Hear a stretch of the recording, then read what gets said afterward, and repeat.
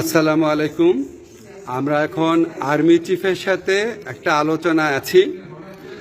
আমি যতটুকু ওনার সাথে কথা বলেছি, আমার কাছে মনে হয়েছে আমাদের ছাত্র জনতার যে আকাঙ্ক্ষা, যেই প্রত্যাশা, সেটা উনি বুঝতে পেরেছেন এবং ইনশাআল্লাহ আশা করছি আপনাদের জন্য অনেক বড় সুসংবাদ আসছে।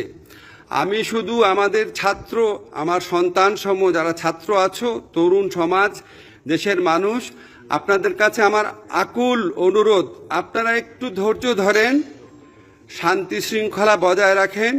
এই দেশটা আমাদের, ইনশাআল্লাহ এখন থেকে আমরা অত্যন্ত সঠিক পথে অগ্রসর হব। ধন্যবাদ সবাইকে।